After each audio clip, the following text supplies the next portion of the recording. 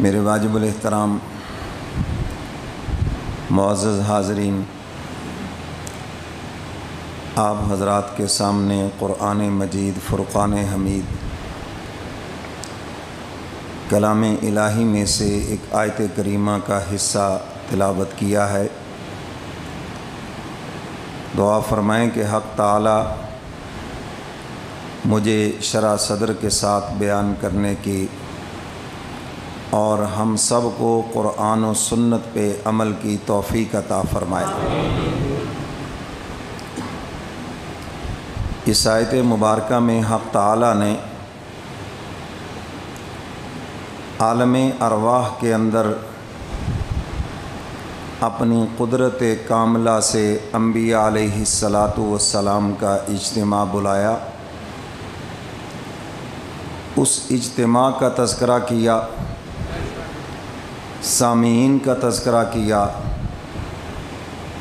کہ انبیاء علیہ السلام کا یہ عظیم اجتماع 1,24,044 انبیاء علیہ السلام ہیں،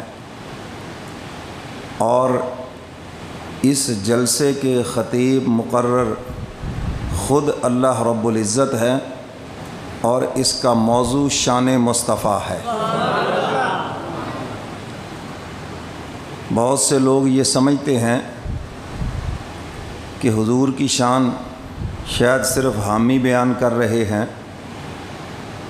یہ بہت سوں کو غلط فہمی ہے۔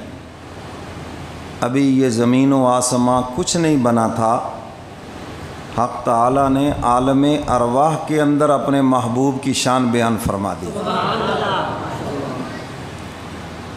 اور قیامت کے دن بھی میرے کملی والے پیغمبر کی نبوت و عظمت کا ڈنڈکا بجے گا، اور اس دن تو حضور کی شان سب کے سامنے واضح ہو جائے گی۔ عالم ارواح میں عالم کل 4 ہیں۔ پہلا عالم عالم ارواح، جہاں پر صرف ہماری روحیں تھیں، اور قرآن کریم بتلاتا ہے کہ وہاں پر ہماری خوراک تسبیح اور تحمید، سبحان اللہ، یعنی اللہ کی حمد و ثنا، یہ روح کی غذا تھی، اور روح کی غذا آج بھی یہی ہے۔ اللہ کا قرآن اور حق تعالی کا ذکر، یہی روح کی غذا ہے۔ ہم جسم کو تو بڑی خوراک دیتے ہیں، موٹے تازے کیے جسم کو خوبصورت بنانے کے لیے پتہ نہیں کیا سے کیا کرتے ہیں، ہاں جی، سمارٹ بنانے کے لیے پتہ نہیں کیا کرتے ہیں، بیوٹی پارلر میں جا کے کیا کیا شکلیں اور بالوں کے سٹائل، جسم کو خوبصورت بنانے کے لیے ساری تگ و دو ہے۔ تو اس لیے ہمارے خانقاہی اشتہار کے اندر لکھا ہوتا ہے، جسم کو جتنا بھی سنوار لو اس نے مٹی میں جانا ہے، آئیے روح کو سنواریں جس نے اپنے مولا کے پاس جانا ہے۔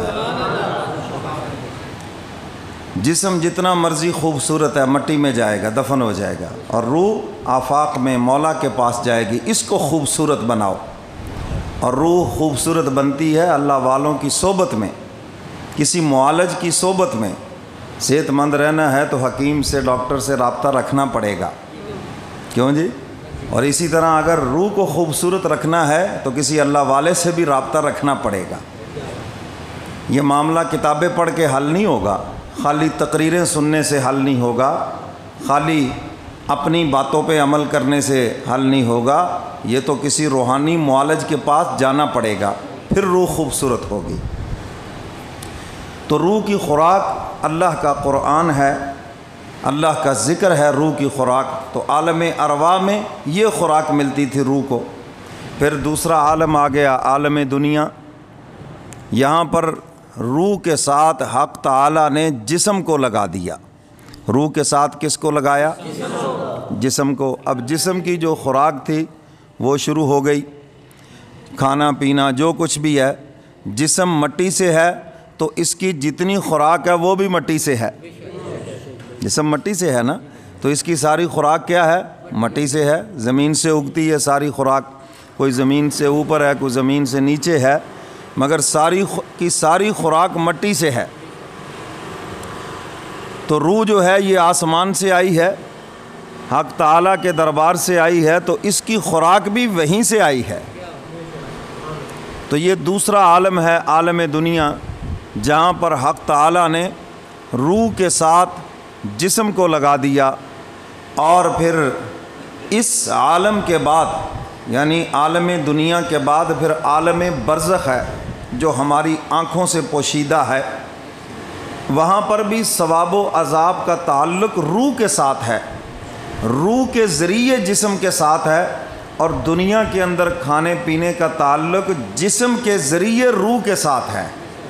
قبر میں الٹ ہے معاملہ، آپ جو بھی کھاتے ہیں، ہمارے یہاں وہ ایک شربت چلتا ہے روح افزا، چلتا ہے جی، پیا ہے نا، روح افزا، روح پیتی ہے وہ شربت یا جسم پیتا ہے؟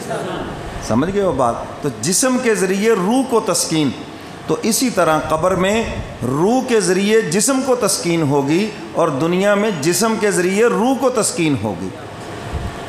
تو آگے ہے عالم برزخ، وہ بھی ایک جہان ہے اور آنکھوں سے پوشیدہ ہے۔ لوگ سمجھتے صرف یہ جو قبر کی مٹی کی ڈھیری ہے بس یہی ہے، اور بھائی یہ تو اس کی کھڑکی ہے، یہ تو اس کے داخلے کا رستہ ہے، اس سے آگے ایک جہان ہے جو آنکھوں سے پوشیدہ ہے۔ اور اس کے بعد پھر عالم بقا، عالم ہمیشہ ہمیشہ کا عالم، مرنے کے بعد جب ہم نے اٹھنا ہے تو پھر وہ ہمیشہ ہمیشہ کا عالم ہے۔ اس کو ایک جگہ کھڑا رہنے دو، نہ چھوڑو اس کو۔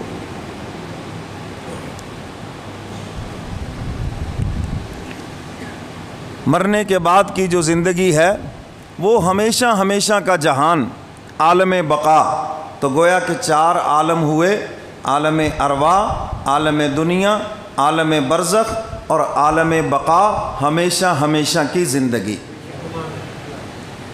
تو عالم ارواح